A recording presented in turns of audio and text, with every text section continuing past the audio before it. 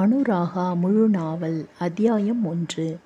மெரினா கடற்கரையில் அனுராகாவிற்காக காத்திருந்தான் அலெக்ஸ். அனுராகாவும் வேலை முடிந்த கையோடு மெரினா பீச்சுக்கு மெல்ல நடை போட்டு கொண்டு வந்து கொண்டு இருந்தாள். அவளை பார்த்ததும் ஒரே குதூகலம் அலெக்ஸுக்கு. இன்று அவள் என்ன பதில் சொல்லப் போகிறாளோ? தன் வாழ்க்கை அவள் சொல்லும் பதில்தான் இருக்கிறது என்று எண்ணமிட்டபடியே அவளையே பார்த்து கொண்டிருந்தான் அலெக்ஸ். அலெக்ஸ், எப்போ வந்தீங்க? வந்து ரொம்ப நேரம் ஆகுதா என்று கேட்டாள் அனுராகா. இல்லை, வந்து 15 மினிட்ஸ் தான் ஆகுது. தேவையில்லாத கேள்வியெல்லாம் கேட்கறத நிப்பாட்டிட்டு உங்கள் வீட்டில் நம்ம கல்யாணத்தை பற்றி என்ன பதில் சொன்னாங்க அப்படின்றத மட்டும் சொல்லு என்றான் அலெக்ஸ். 3-4 மாதமாக போராடி நம்ம கல்யாணத்துக்கு ஓகே வாங்கிட்டேன் அலெக்ஸ். ஆனால் நீங்கள் மதம் மாற சொல்லி சொல்கிறீங்க. அதாவது உங்கள் மதத்துக்கு மாற சொல்லி சொல்கிறீங்க. நீங்கள் ஆசி கிறிஸ்டியன், அந்த மதத்துக்கு என்னையும் மாற சொல்லி சொல்கிறீங்க. அதுக்கு தான் எங்கள் வீட்டில் ஒத்துக்க மாட்டுறாங்க என்றாள். அனு, நான் சொல்கிறத நல்லா கேளு. எனக்கு இந்த மதம் அதை பற்றியெல்லாம் அதிக நம்பிக்கை கிடையாது. நல்ல மனசு இருந்தால் போதும்னு நினைக்கிறவன் நான். ஆனால் எங்கள் அப்பா அம்மா அப்படி கிடையாது. அவங்க பழமைவாதிகள். அதனால தான் மருமக மதம் மாறி நம்ம மதத்துக்கு வந்தால் தான் ஏற்றுப்போம் அப்படின்னு சொல்கிறாங்க. அதனால் நான் என்ன பண்ணுறது? அவங்களையும் நான் விட்டு கொடுக்க முடியாது இல்லையா? அதுக்காக தான் உங்ககிட்ட உங்கள் அம்மா அப்பா கிட்ட பேசி கம்பல் பண்ணி நீ எப்படியாவது வழிக்கு அவங்கள கொண்டு வா அப்படின்னு சொல்கிறேன் என்றான் அலெக்ஸ். ஓகே அலெக்ஸ், நான் என்னால் முடிஞ்ச வரைக்கும் ட்ரை பண்ணி அவங்கள மாற்ற ட்ரை பண்ணுறேன். யாராவது ஒருத்தர் விட்டு கொடுத்து போனாதானே வாழ்க்கையில் நம்ம ஒன்றா ஆக முடியும். அதனால் கண்டிப்பாக நான் ட்ரை பண்ணுறேன் அலெக்ஸ், கவலைப்படாதீங்க என்று நம்பிக்கையூட்டினாள். அப்படியும் இப்படியுமாய் பேசி பேசி மாலை 7 மணியை தாண்டிவிட்டது. அலெக்ஸ், எனக்கு டைம் ஆச்சு, அம்மா அப்பா தேடுவாங்க, நான் கிளம்பணும் என்று அவசரமாக கிளம்பினாள் அனுராகா. சரி அனு, பாய் பாய் அனு என்று அவனும் விடை கொடுத்தான் தன்னுடைய வருங்கால மனைவிக்கு. அத்தியாயம் 2. அனுராகாவின் வீட்டில் அனுராகா தன் அம்மாவுடன் பேசிக்கொண்டிருந்தாள். அம்மா, கல்யாணத்துக்கு ஓகே சொல்லிட்டீங்க, ஓகே. பட் இந்த கண்டிஷனுக்கும் கொஞ்சம் ஓகே சொன்னீங்கன்னா தானம்மா அடுத்த விஷயங்கள் நடக்கும் என்று கெஞ்சி கொண்டிருந்தாள். லவ் பண்ணது தான் லவ் பண்ண, நம்ம மதத்தில் இருக்க ஒருத்தனை லவ் பண்ணியிருக்கக்கூடாதா? தன் ஆதங்கத்தை அவள் கொட்டி தீர்த்து கொண்டிருந்தாள். அனுராகாவின் அம்மா பெயர் மாலினி, அப்பா பெயர் மகேஷ். மாலினி சொன்னதுதான் அந்த வீட்டில் சட்டம். இருந்தாலும் ஒரு சில முக்கியமான விஷயங்களை முடிவெடுப்பதில் மகேஷ் பிடி தளராமல் இருப்பார். அப்படித்தான் இதிலும் பிடி தளராமல் இருக்கிறார். அந்த பிடியை தளர்த்த வேண்டியது மாலினியின் கையில் இருக்கிறது இப்போது. மாலினி இரவு தூங்கும் முன் தன் கணவன் மகேஷிடம் அளவலாவிக் கொண்டிருந்தாள்.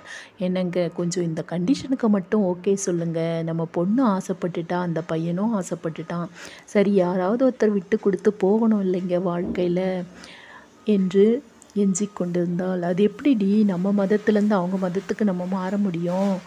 நம்ம இவ்வளோ காலமாக ஆசாரம் பூஜை புனஸ்காரம் அப்படின்னு வாழறவங்க, தீபாதரணை அப்படின்னு வாழறவங்க, அதை அப்படியே மாற்றிக்க சொன்னால் எப்படிடி முடியும் இதெல்லாம் என்று கேட்டார். ஏதோ மனசுக்கு விகல்பமாக படுதுடி என்று அவர் கூறினார். அதெல்லாம் ஒரு விகல்பமும் இல்லைங்க. உங்களையா அவங்க மதம் மாற சொல்கிறாங்க? நம்ம பொண்ணு தானுங்க மதம் மாற சொல்கிறாங்க. அவள் பார்த்துப்பா எல்லாத்தையும் என்று மாலினி சமாதானம் கூறினார். கரைப்பார் கரைத்தால் கல்லும் கரையும் என்பார்கள். அப்படி அந்த கல்லும் கரைந்தது. மகேஷ் ஓகே சொல்லிவிட்டார் இந்த திருமணத்திற்கும் அதன் தொடர்பான சடங்குகளுக்கும். அத்தியாயம் 3. அன்று மெரினா பீச்சில் காத்து கொண்டிருந்தான் அலெக்ஸ். மிகவும் மகிழ்ச்சியாக துள்ளல் நடை போட்டு அருகில் வந்தாள் அனுராகா. அலெக்ஸ், ஒரு சந்தோஷமான விஷயம் என்றாள். அவன் அவளை ஏறிட்டு பார்த்தான். என்ன சொல்லு? எங்கள் அப்பா அம்மா எல்லாத்துக்கும் ஒத்துக்கிட்டாங்க, மதம் மாறுறதுக்கும் ஒத்துக்கிட்டாங்க அலெக்ஸ் என்றாள். ஓ அப்படியா, ரொம்ப ரொம்ப சந்தோஷம். இந்த சந்தோஷத்தை நம்ம கொண்டாடியே ஆகணும். இன்னைக்கு நம்ம நல்ல ஹோட்டலில் டின்னரை முடிச்சுட்டு அதுக்கப்புறம் நீ வீட்டுக்கு போ என்றான். இல்லை இல்லை, எனக்கு லேட் ஆகிடும் என்று அனுராகா சொன்னாள். லேட் ஆகுது, லேட்டஸ்ட் ஆகுது அப்படின்றதெல்லாம் அப்புறம் பார்த்துக்கலாம். கண்டிப்பாக இன்றைக்கி ஹோட்டலுக்கு போயிட்டு டின்னர் சாப்பிட்றோம், அதுக்கப்புறம் தான் நீ வீட்டுக்கு போகிற, இல்லைன்னா நான் உன்னை விட மாட்டேன் என்று அலெக்ஸ் கூறினான். வாழ்க்கையின் ஒவ்வொரு நிகழ்ச்சியிலும் அழகு நிரம்பி கிடக்கிறது. ஒரு சிலர் சேர்த்து வைப்பது தான் வாழ்க்கை என்று நினைப்பார்கள். சேமிப்பு ஒன்றே வாழ்க்கை, பணம் சேமிப்பது ஒன்றே வாழ்க்கை என்று நினைப்பார்கள். ஒரு சிலர் அழகான அனுபவங்களை பெறுவது தான் வாழ்க்கை என்று நினைப்பார்கள். ஸோ வாழ்க்கை என்பது ஒவ்வொரு நபருக்கு நபர் வேறுபடுகிறது. அதுபோலத்தான் அலெக்ஸும் அனுபவங்களை அனுபவிக்க வேண்டும் என்று விரும்புபவன்.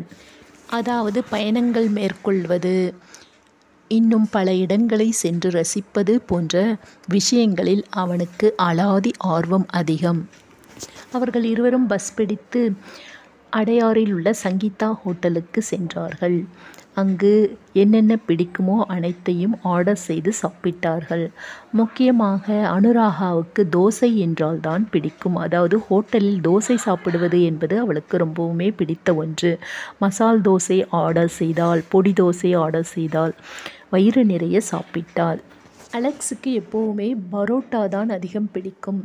ஸோ அவன் பரோட்டா குருமா சாப்பிட்டான். அனு, இன்னும் உனக்கு என்னென்ன வேணுமோ ஆர்டர் பண்ணி சாப்பிடு என்றான். இல்லை போதும், இதுவே போதும் அலெக்ஸ் என்று அனு சொல்லிவிட்டாள். இருவரும் சாப்பிட்டு முடித்துவிட்டு அவரவர் வீடுகளுக்கு பயணமானார்கள். அத்தியாயம் 4. நாட்கள் விரைவாக ஓடி அவர்களது திருமண நாளும் வந்தது.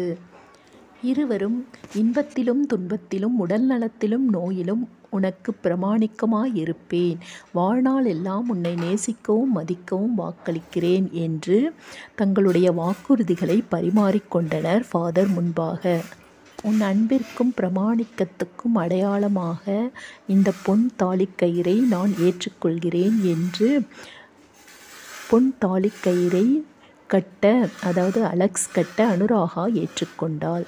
திருமணம் என்பதை 1000 சினிமாக்களில் காண்பித்தால் கூட திருமணம் என்பது அவரவருக்கு ஒவ்வொரு தனிப்பட்ட அனுபவம். அது விவரிக்க இயலாதது. 1000 விவரித்தாலும் அனுபவத்தின் ருசிக்கு ஈடாகுமோ? அப்படித்தான் தங்கள் தாம்பத்திய வாழ்க்கையில் அடியெடுத்து வைத்தனர் அலெக்ஸும் அனுராகாவும். அத்தியாயம் 5. அலெக்ஸ் டிசிஎஸ், அதாவது டாடா கன்சல்டன்சி சர்வீஸில் டீம் லீடாக பணிபுரிகிறான். அனுராகா ஒரு பள்ளியில் அட்மினி ஆக வேலை செய்கிறாள். அது ஐசிஎஸ்சி சிலபஸ் கொண்ட பள்ளி. அதாவது நிறைய சிலபஸ்கள் இருக்கின்றன அல்லவா? மெட்ரிகுலேஷன், சிபிஎஸ்சி, ஐசிஎஸ்சி என்று நிறைய சிலபஸ்கள் இருக்கின்றன அல்லவா? அதில் ஐசிஎஸ்சி சிலபஸ் பள்ளியில் அவள் அட்மினாக வேலை செய்கிறாள். அலெக்ஸுக்கும் அனுராகாவுக்கும் திருமணமாகி 5 ஆண்டுகள் கடந்துவிட்டன. 2 மழலை செல்வங்களும் அவர்களுக்கு பிறந்துவிட்டன. தாங்கள் தேடி கண்டுபிடித்திருந்தால் கூட இப்படி ஒரு மணப்பெண்ணை தேடி கண்டுபிடித்திருக்க மாட்டோம் என்று ஆச்சரியப்படும் அளவிற்கு அலெக்ஸின் அப்பா அம்மா அகமகிழ்ந்துதான் போயிருந்தனர். ஏனென்றால் அனுராகா அத்தனை நல்ல சுபாவம் கொண்டவள். தன் அப்பா அம்மா எதை ஆசைப்பட்டு கேட்டாலும் உடனடியாக நிறைவேற்றி கொடுப்பவன்தான் அலெக்ஸ். அதற்கு அனுராகா தடை சொன்னால் வேலை நடக்குமா? ஆனால் தடை எதுவும் சொல்ல மாட்டாள் அனுராகா. ஏனென்றால் அவளுடைய குணம் அப்படி. யார் மனதையும் நோக வைத்து பழக்கமில்லை அவளுக்கு.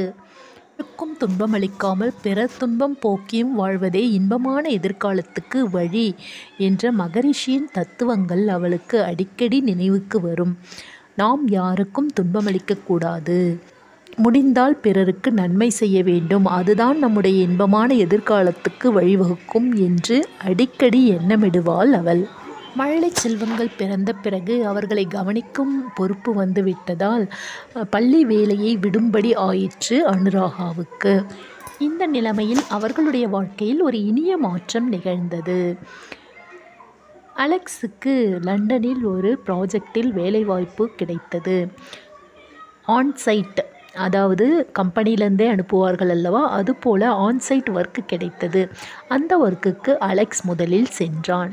அதன் பிறகு சில நாட்கள் கழித்து அனுராகாவையும் பிள்ளைகளையும் அழைத்து கொண்டான் அலெக்ஸ். அப்போது அவர்கள் மாமனார் மாமியாரையும் அம்மா அப்பாவையும் யார் கவனித்துக் கொள்வது என்ற எண்ணம் எல்லோருக்கும் ஏற்படுவது இயல்புதான். அம்மா அப்பாவுக்கும் மாமனார் மாமியாருக்கும் உரிய ஏற்பாடுகளை நித்தம் செய்து கொண்டுதான் இருந்தான் அலெக்ஸ். நேரம் கிடைக்கும் போதெல்லாம் தந்தை தாய்க்கும் சரி மாமனார் மாமியாருக்கும் சரி ஃபோன் செய்து நலம் விசாரித்து அவர்களுக்கு உண்டான அனைத்து தேவைகளையும் அங்கிருந்தே நிறைவேற்றி கொண்டிருந்தான் அவன். வாயில் வந்ததெல்லாம் பேச்சு, கையில் வந்ததெல்லாம் எழுத்து என்பது போலெல்லாம் இல்லை அலெக்ஸ். சொன்ன வார்த்தையை கண்டிப்பாக நிறைவேற்றும் அந்த சொல்லுறுதி கொண்ட அலெக்ஸ் மிகவும் சிறந்தவனாகவே திகழ்ந்தான். ஜாடிக்கேத்த மூடிதான் அமையும் அப்படின்னு சொல்லுவாங்க. அதுபோல் அலெக்ஸுக்கு ஏற்ற மிகவும் சிறந்த பண்புடையவளாக சிறந்த ஜோடியாக திகழ்ந்தாள் அனுராகா. உடை உடுத்துவதில் கூட அத்துணை நேர்த்தி. ஒரு சமயம் அப்படித்தான். மாமனார் மாமியாருக்கு உடல்நிலை சரியில்லை என்று டெலிஃபோன் மூலம் கேள்விப்பட்ட அனுராகா உடனடியாக லண்டனிலிருந்து ஃப்ளைட் புக் பண்ணிக்கொண்டு சென்னை விரைந்து வந்துவிட்டாள். அனுராகாவின் அப்பா அம்மா, ஏம்மா இப்போ வந்த, சார்ஜஸ் ரொம்ப அதிகமாக இருக்கேம்மா, லட்சக்கணக்கில் செலவாகுதேம்மா, ஏன் வந்த இப்போ என்று கேள்விகள் கேட்டனர். ஆனாலும் என் மாமனார் மாமியாரை கவனிக்கிறது என்னோட கடமைப்பா, நீங்கள் இதை பற்றியெல்லாம் பேசாதீங்க, சார்ஜ் ஆனால் ஆகிட்டு போகுது என்று அவர்களை சமாதானம் செய்தாள் அனுராகா. இப்படி அலெக்ஸ் அனுராகாவின் நற்குணத்திற்கு அவர்களுக்கு லண்டனிலிருந்து மறுபடியும் அமெரிக்கா செல்லும் வாய்ப்பும் ஏற்பட்டது. அலெக்ஸுக்கு கார் டிரைவிங் தெரியாது. அமெரிக்காவில் எங்கு செல்ல வேண்டும் என்றாலும் காரில்தான் செல்ல வேண்டும். அதனால் கார் டிரைவிங் கற்றுக்கொண்டான் அலெக்ஸ். அனுராகாவும் தனக்கொரு வேலையையும் தேடிக்கொண்டாள் அமெரிக்காவிலேயே. அலெக்ஸுக்கும் அனுராகாவுக்கும் கவலை என்று ஒன்று உள்ளது என்றால் அது தன் அப்பா அம்மாவும் மாமனார் மாமியாரும் சென்னையில் இருக்கிறார்களே என்ற கவலைதான். அந்த கவலையை தவிர வேறு எந்த கவலையும் இல்லை அவர்களுக்கு. பிள்ளைகளும் இப்போது அமெரிக்காவில் படிக்கிறார்கள். அனுராகாவின் அப்பா அம்மா அன்று இரவு பேசிக்கொண்டார்கள். அதாவது மாலினியும் மகேஷும் பேசிக்கொண்டார்கள். அன்னைக்கு நீங்கள் சொன்னீங்களே, நம்ம பிள்ளைய அவன் கண் கலங்காமல் காப்பாற்றுவானா, வேறு மதத்தை சேர்ந்தவனையாச்சே என்றெல்லாம் சொன்னீங்களே, இப்போ பாருங்கள் மாப்பிள்ளை தங்கத்தில் தங்கம் சொக்க தங்கமாக இருக்கார் பாருங்கள், என் பொண்ணு கரெக்டானவரை தாங்க தேடி பிடிச்சாங்க என்று சொல்லி கொண்டிருந்தாள். ஆமாண்டி, நான் மதம் அப்படின்னு பார்த்து அவங்கள பிரித்து வச்சுருந்தேன்னா இன்றைக்கி இப்படி ஒரு தங்கமான மாப்பிள்ளை எனக்கு கிடைச்சிருக்க மாட்டாருடி, நீ சொன்னது நியாயந்தாண்டி, நீ சொல்கிறதெல்லாம் உண்மைதாண்டி என்று அவரும் ஆமோதித்து பேசினார். இப்படி நாட்கள் இனிமையாக நகர்ந்து கொண்டிருந்தன. கிறிஸ்துவ குடும்பங்களில் புதுநன்மை என்ற வைபவத்தை நடத்துவார்கள். அந்த வைபவத்துக்காக அலெக்ஸு, அனுராகா, பிள்ளைகள் என எல்லோரும் சென்னை வந்திருந்தனர். தான் சம்பாதித்த பணத்தில் 10% அந்த விழாவுக்காக செலவு செய்தான் அலெக்ஸ். மிகவும் பிரம்மாண்டமாகவே அனைத்து ஏற்பாடுகளையும் செய்தான். உணவு உபசரிப்புக்கு என்று ஈவெண்ட் மேனேஜ்மெண்ட் சிஸ்டம் கொண்ட ஒரு கம்பெனியிடம் ஒப்படைத்து விட்டான் பொறுப்புகளை. அவர்கள் அந்த விழாவினை ஜாம் என்று நடத்தினார்கள். அந்த ஊரே மெச்சும்படி அந்த விழா நடந்தது. அனுராகாவின் அப்பா அம்மாவுக்கும் மாமனார் மாமியாருக்கும் ஏக சந்தோஷம். இந்த சந்தோஷ தருணங்கள் கடந்து போன பிறகு விடைபெறும் தருணமும் வந்தது. அந்த நேரத்தில்தான் சிறு மனக்கலக்கம் குடும்பத்தினரை ஆட்கொண்டது. ஒருவர் பிரிந்து வாழ வேண்டுமே என்ற கலக்கம்தான் அந்த கலக்கம். கலக்கத்தை எல்லாம் மனதில் வைத்து கொண்டிருந்தால் வேலைக்காகுமா? வேலை செய்ய வேண்டுமல்லவா, சம்பாதிக்க வேண்டுமல்லவா, வயிறு என்று ஒன்று இருக்கிறது, எதிர்காலம் ஒன்று இருக்கிறது அல்லவா. அதற்காக அந்த எதிர்காலத்தை நோக்கி புறப்பட்டனர் அலெக்ஸ், அனுராகா மற்றும் குடும்பத்தினர். இங்கே அவர்கள் தந்த அழகிய நினைவுகளோடு வாழ பழகி கொண்டனர் மூத்த தம்பதியினர். பக்கத்தில் இருந்தாலும் அப்பா அம்மாவை பராமரிக்காத கொடூர மனம் கொண்டவர்கள் இருக்கிறார்கள். ஆனால் தூரத்தில் இருந்தாலும் நித்தம் ஒரு ஃபோன் கால், நிதம் நிதம் அவர்களை பற்றிய நல விசாரிப்புகள் என்று அலெக்ஸின் மனம் முழுவதும் அப்பா அம்மா மற்றும் மாமனார் மாமியாரை சுற்றியே இருக்கும். அலெக்ஸின் மாமனார் மகேஷ், மாப்பிள்ளை உங்கள் நல்ல மனசுக்கு தான் மாப்பிள்ளை, உங்களுக்கு லண்டனில் ஃபஸ்ட்டு ப்ராஜெக்ட் கிடச்சிது, அதுக்கப்புறம் அமெரிக்காவில் ப்ராஜெக்ட் கிடச்சிது.